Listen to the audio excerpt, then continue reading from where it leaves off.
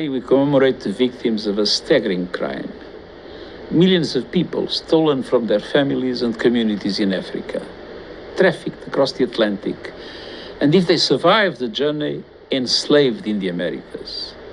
Millions more were born into bondage, brutally exploited for their labor, and denied their basic humanity. We honor their quiet resilience and courageous acts of open resistance. This global order prevailed for over 400 years and haunts our world even now. In systems and institutions shaped and enriched by chattel slavery, in social and economic inequalities rooted in past injustices, and in biases that permeate our culture and impact us all.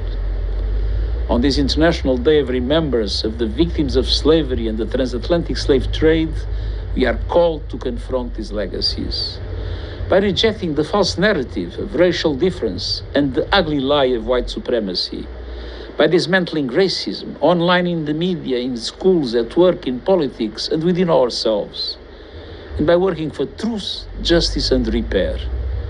I welcome the initial steps by some governments to address the consequences of slavery, but far bolder actions by many more member states are needed, including commitments to respect African countries' ownership of their own resources, and steps to ensure their equal participation and influence in the global financial architecture and the UN Security Council.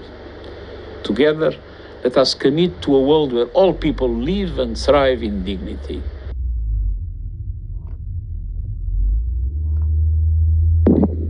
There is a reckoning that is coming.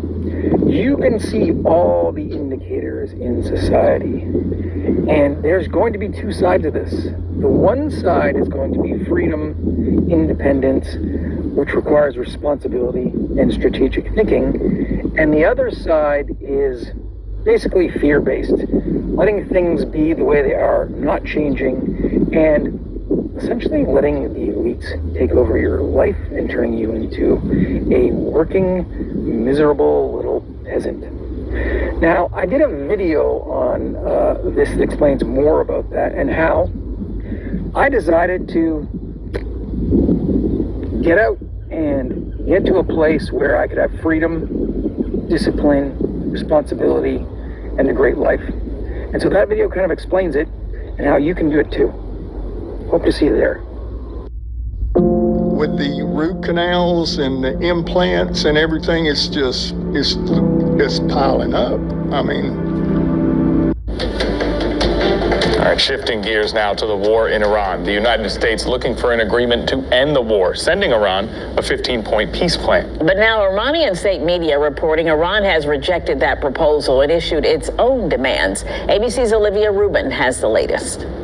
Iran proving today it still has military firepower. Israel says an Iranian ballistic missile landed near a major power plant, one of 5 strikes in Israel today. Another Iranian missile blowing up near an airport in Kuwait. Iraq, Saudi Arabia, and Bahrain also targeted today by Iranian missiles and drones. Iranian state media today reporting Iran rejected America's 15-point peace plan. What I will tell you is these talks are ongoing. We're not going to get into the nitty-gritty details that have been exchanged between the United States and Iran at this time. Iran still insists no negotiations are going on at all, but Iranian state media says it does have its own list of demands, including a halt to the assassinations and control of the Strait of Hormuz. Iran's proposing things that the United States is never going to accept. We're not going to remove ourselves from the bases in the Middle East. We're not going to pay the Iranians reparations for this air war. It's just not going to happen. And sources say the Pentagon is preparing to deploy as many as 1,500 soldiers from the elite 82nd Airborne Division to the Middle East. Now, the president has said he does not plan to put U.S. boots on the ground, but those soldiers are trained to parachute behind enemy lines. Olivia Rubin, ABC News, Washington.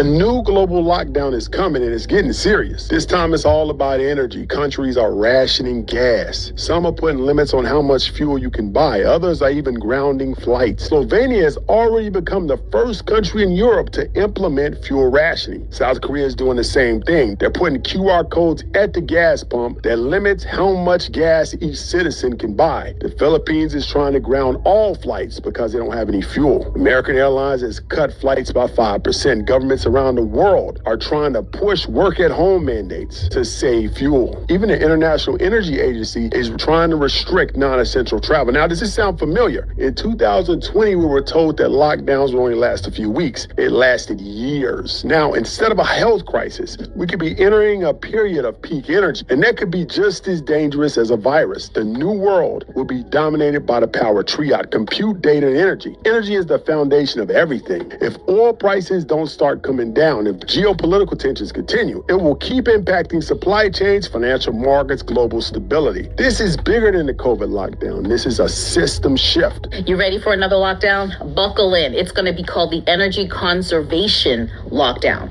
It's going to be the same playbook from the 2020 global pandemic lockdown. They're just going to repurpose it and change the title to energy conservation so they can keep you in the house.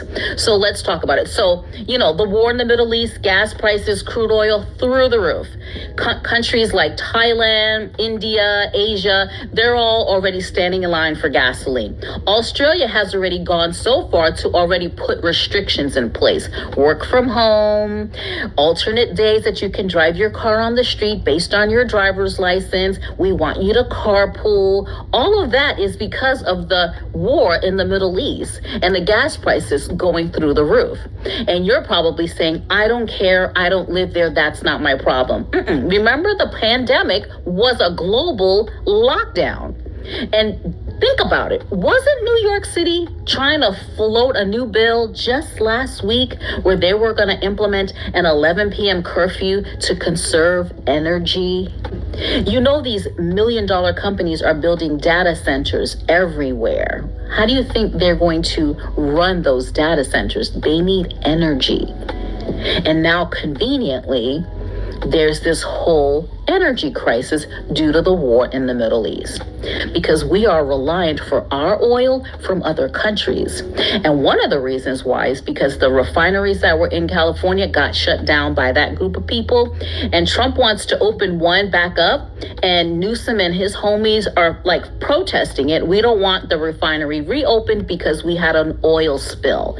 We don't want it reopened anymore, which is code for we want to be reliant on oil from other countries because we get kickbacks. So when you're wondering what is going on with the war in the Middle East, this is what's going on. The interesting thing is you guys will come in the comments and tell me that none of this is true when Google is for free.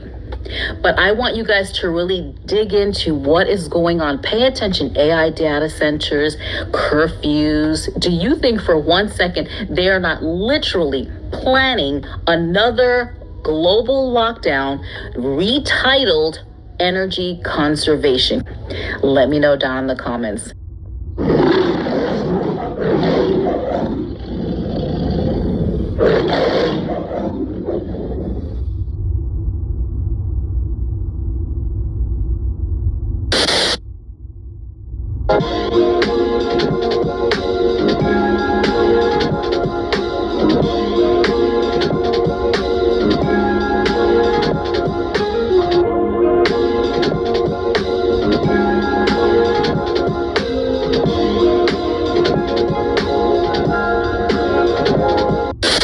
I was at the gas station today, and a grown man had to beg and cry on his knees for somebody to fill up his tank.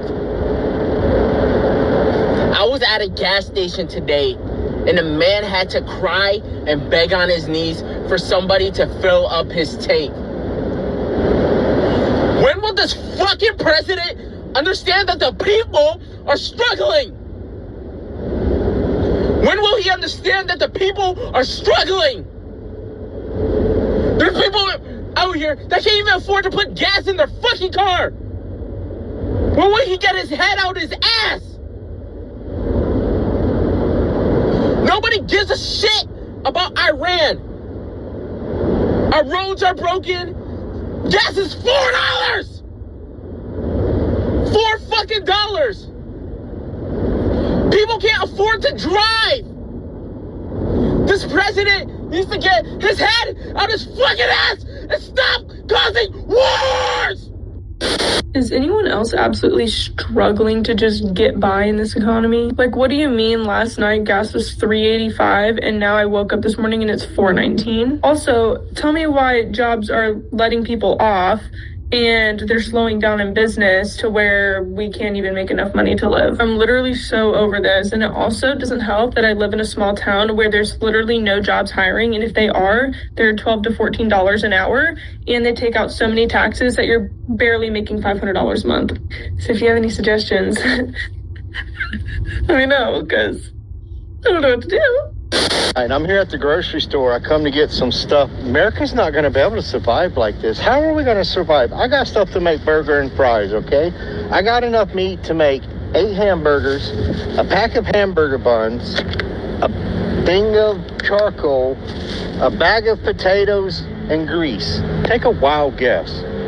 $50 damn. $50 to make homemade hamburgers and French fries? There's no way we're surviving. I make good money, and this is not sustainable. I can't spend $50, and I didn't even get nothing. Like, this right here was on sale for $3.99, so the charcoal was only $3.99. The rest of the food, hamburger meat, buns, potatoes, and grease, $45. We are so screwed. If you're a single parent working 40 plus hours a week and you can't make ends meet, it's not your fault, babe. Inflation is what is causing us to not be able to afford to live anymore. When everything increases by 120% in a year, 2-year time period, and your pay doesn't, it doesn't matter how many hours you work, you're gonna struggle. Just got done working 24 hours. It's 6:45 a.m. I'm on my way to my part-time job to work another 8 hours, and I still can only afford half of my bills this month. I am constantly on the verge of losing everything. I am one more catastrophic event away from losing it all, including my mind. And I don't know what the answer is here. I can only work like these ungodly hours every other week when I don't have my kids. And then when I do have my kids, I still work more than 40 hours a fucking week. And I still can't afford groceries, utilities, which are out of control. Oh my God. Just know it's not you. This is the American dream. Nightmare. Whatever. Ladies and gentlemen, somebody said as long as you don't need gas or groceries, you good. Yeah, that's true. That's true. That's like, you gotta learn how to look at the positive side. As long as you don't need stuff that you need, then you're gonna make it in this economy. That's how, you know what I mean, you gotta learn how to adjust. Yeah. I don't know if y'all done figured that out yet, but that's real spill right there. As long as you don't need the things that are necessary, you know what I mean? You got a car, as long as your car don't get hungry, and as long as you don't get hungry, oh, you're gonna be straight. You gotta learn how to go 6 months without eating. You know what I mean? You gotta learn how to drive your car from A to B for, 3-4 months, 5 months, hell, all year without stopping to get gas. If you really about it, if you really trying to make it in this economy the way they done, you know what I mean, they done changed things, they done messed up stuff so damn bad, you guys got to figure out how not to eat and how not to put gas in you. Hey, who's selling horses around here?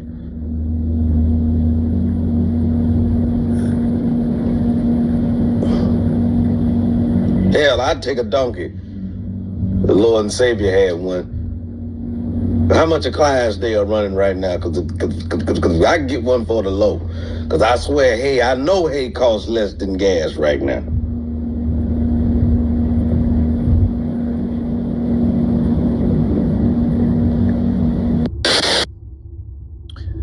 Almost 40,000 foreclosures in the month of February this year, just last month.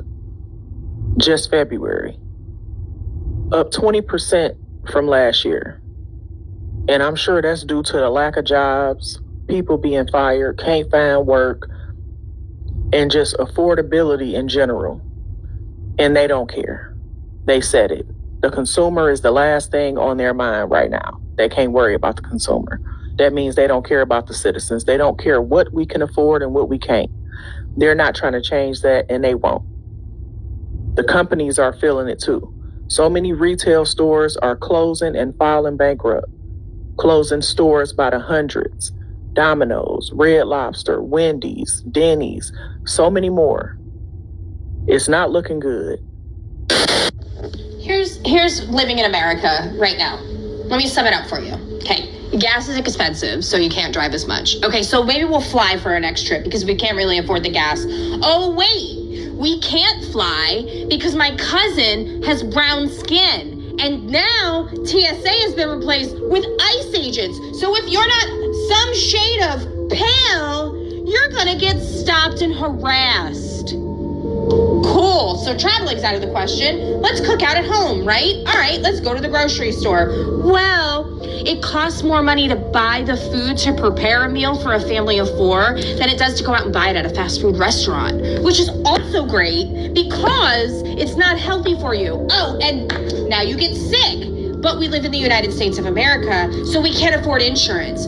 So the crappy food that we're forced to eat because we can't afford to feed our families healthy food, now we have to go to the doctor because we're sick. Well, can't go to the doctor because I'll miss work. And if I miss work, I can't pay my bills. And if I can't pay my bills, I lose my house. Then if I lose my house, I live on the street. And then what? And then what? This is the way that 99% of people live in this country right now. This is the greatness. This is the greatest place on earth. To who? Somebody that just crawled out of a cave? This is hell. This isn't freedom. This isn't liberty and justice for all. We're prisoners. We are slave-dent prisoners. We are born into indentured servitude, and we work until we can't anymore, and then we die. This is the American dream? This is it? I don't think so. I don't think so.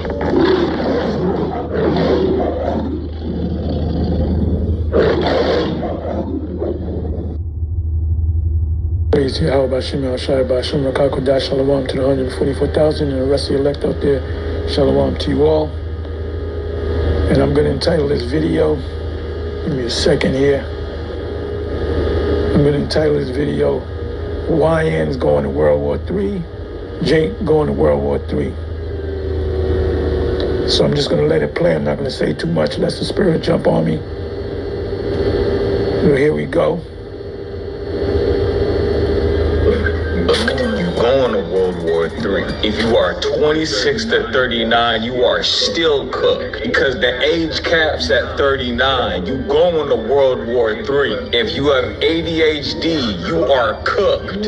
You are going to World War III. If you have diabetes, congratulations, you ain't going to World War III. If you have ever been put in a mental facility, congratulations, you are not going to World War III. If you are in college, I'm sorry, you are cooked. They actually want you more for the draft because they want to put you in a specialized position. You are going to World War III. If you have a master's degree, you are cooked. If you dropped out of high school, you are safe from World War III. They don't want you. If you are a felon, you are not going to World War III. Now is the best time to be a felon. If you are LGBTQ, I'm sorry, you are cooked. You are still going to World War III. Now, if you're transitioning, You are safe. You are not going to World War III. If you are your only mother's son, I am sorry, you are cooked. You are going to World War III. If you are a woman, you are only half cooked because men are required to go first, but at any time Congress can change legislation if they need more. Yeah, so when they ship, you know, Joel 2 and 20, when they ship the troops to the south of the Levant, a lot of women are going to be there. So you're all going to die. You're not coming back, as I said in previous videos. So this is getting, hey, you can thank Nero. If you have kids, you are going to World War III. But if you're actively pregnant, you are not going to World War III. If you have major depressive disorder or severe anxiety, you got to be able to prove, it got to be documented, or you are cooked. If it's not documented, you going to World War III. So you see, right? Let me go ahead and stop this. Anyway, Shalom, on to the next. They're almost gone. 75% off and instant shipping. It's a spiral-bound full...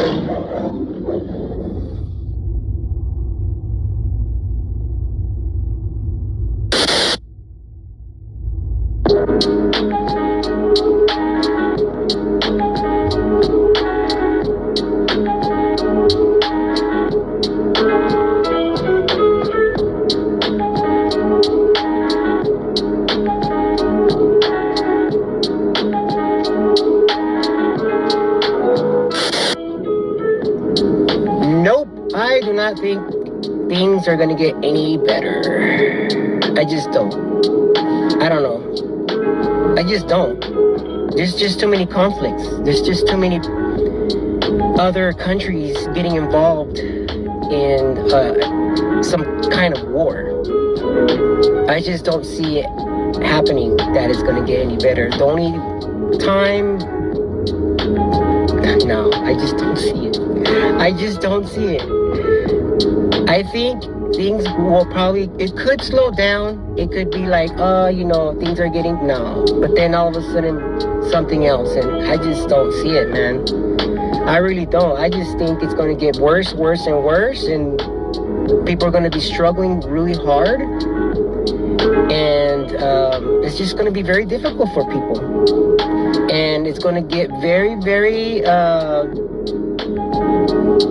divisive, meaning we're going to all get divided even worse than we are now. And I feel like even for those who were in agreement at one point are going to divide, even, because this war going on in Iran, I just don't, people that are with Trump are now kind of changing their mind, like, because of, hey, he ran with his anti-war thing and now he's into doing this, and it's affecting everyone, the whole world. So as for me, I don't know what to think. I just think that we are living in the last days, and it's already set up. It's set up to that this is where it's going, and it's just not going to get any better.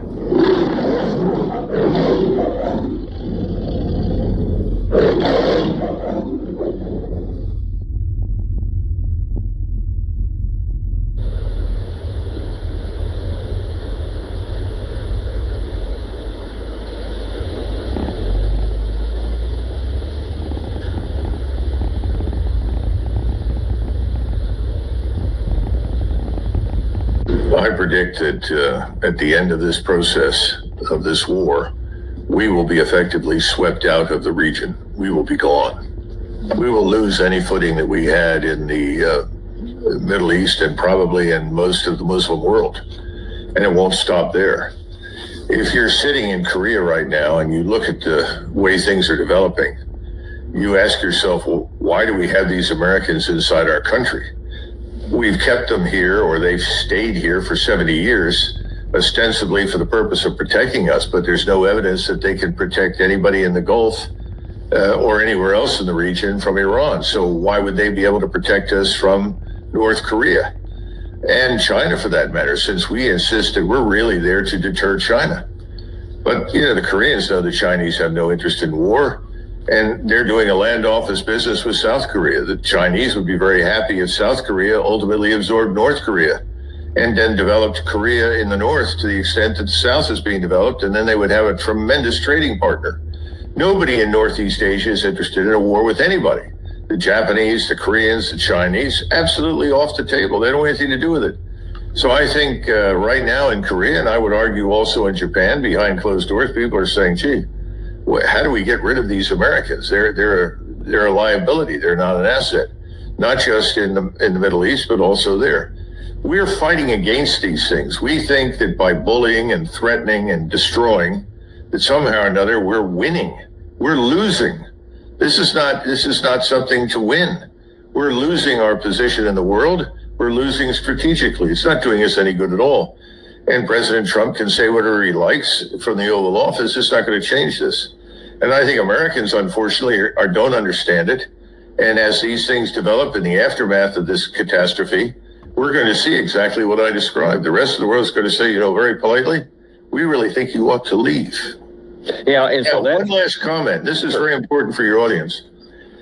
In 1919, at the end of the Versailles Conference, a delegation from Syria, remember Syria was this newly formed state that was supposed to be a protectorate under the French, right? And the delegation from Syria approached us and then ultimately approached the great powers, Wilson, Clemenceau, Lloyd George, and said, would the United States be willing to come and be in charge of our protectorate? We have confidence in the Americans. They will help us build an effective democratic state. Think about that. That was 1919. Can you imagine anyone in the Islamic world today, or for that matter, almost anywhere else in the global South, showing up in Washington and saying, would you consider coming and helping us build this society and build an effective liberal democratic state? I don't think so. And one reason why I think that Trump and the Trump regime are waging this war is because the Zionists in the United States know that in the future they cannot do this again. The youth in the United States have turned against the regime. The people my age are turning against the regime. Even older people are gradually turning against the regime. So in future, they cannot manipulate American society like they do today. They won't be able to do it in Europe either, and they cannot do it in our region. The regimes that are complicit and have cooperated with the Israeli regime, they will all be swept away in one way or another, and the people will be empowered. And ultimately, it is not going to be of value for Zionist Jews to live under these circumstances. They can no longer live safely while slaughtering people. And no one is going to invest in occupied Palestine anymore, because those companies and those businesses could be bombed at any time. I'm optimistic about the future. These are dark days. They may get much darker, but there is light at the end of the tunnel. Everyone should mobilize. Everyone should be active wherever they are and be optimistic about the future. No one should live in despair, no matter how difficult things get in the days and weeks ahead.